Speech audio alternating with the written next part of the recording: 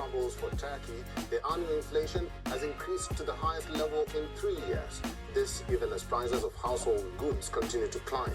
Just last month, inflation accelerated to 21.31%. This is the 6th straight month of rising inflation. Food and eating out have become expensive, and transportation costs have also gone up. Turkey's currency lira is also on the downslide. It had hit a record low against the dollar recently. Lira has lost around 40% of its value since the start of the year, becoming one of the world's worst performing currencies. Fuel to go up to that type of price. I mean, that fast. I mean, given the fact that wages aren't moving that fast, that's called inflation. Now, it stands to reckon that when they increase the price of minimum wage to like from 7 to 14 or whatever they did, then everything else is gonna double. I mean, you got to think of it in the terms of like minimum wage is the foundation upon which American work society stands on, and people that sell stuff to workers, that's what they use to determine and base what the price that they're going to sell the stuff for. So once the people that sell the goods, the pork bellies and whatever, figured that American income earners now have extra income, all of the prices inflated. Now, another thing that I don't think we're considering in this process is, and I was just thinking about it, like, I have to go to I'm gonna use a fictitious word like the man. You get me? To buy a house for housing, I have to go to the man to buy a house. Now, if I don't have like cash to buy my home asset, then I got to take out a loan. And now at this point, I still don't own that home asset. The man really owns the asset. I'm gaining, I'm giving him my work yield, the yield and the income that I earn from working, to gain that asset someday. You get me? So that's one.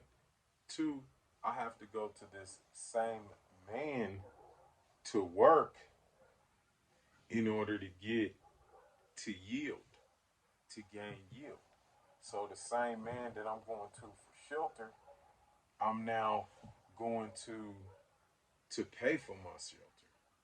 So it's kind of like a never ending. Like, how can you win in a situation like that? It's like it's never ending.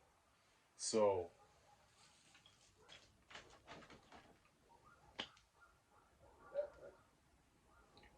the third thing I was thinking about, because I was running into this, and like I get a phone call, from, and this is all fictitious. This is not serious. You get me? This is a fictional situation. Let's I get a phone call from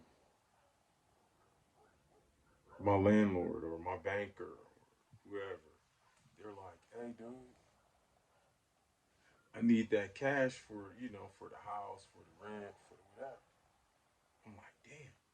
And then holidays just occurred, so now the same banker that's people that's asking me for this money are the same pay people that's delaying me receiving my income and charging me, a late fee or whatever because of this transaction. You get me? And they know what's up. Art, great to see you, first of all. And in addition to the fact that price stability, making sure that your dollar today is worth just the same as it is tomorrow or a year from now is their number one job, and they miss that number one job. It's interesting that Powell said he underestimated the supply side of all this. I mean, Now, why do I say that? You say that sounds weird. Because the company that you work for, they deposit money into the bank who now pays you. You get what I'm saying? And you can't do nothing really about that process. It's like And so, since you can't really do anything about that process, the people who are up higher in the economic pyramid,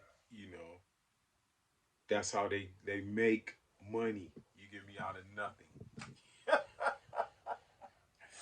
And then that whole friction and energy and all of that, that's what causes inflation. You get me? They force like the dealers on the street that deal in goods and services to now have to all inflate the cost, the prices, everything like that. So thank you for taking time to watch my video and whatnot. Let me know how you feel about the things that I've said. If you like my video, please like and subscribe to my channel, to the channel. And as always, be content with just living another day. it's nothing more powerful and greater than that. Peace and blessings. Keep your eye on the prize. You know what I'm saying? Got to get rid of the excess. And then step 2 in the war on poverty is to invest my excess into assets. You get me? And then, number 3, which is the most beautiful and the most important, is just be thankful you live in another day. That's the most important mantra, in this war on poverty. Peace and blessings. Thank you for taking time to tune into my videos. Please feel free to reach out to me in the comments or anywhere else on any of the social media platforms. Have a great rest of your day.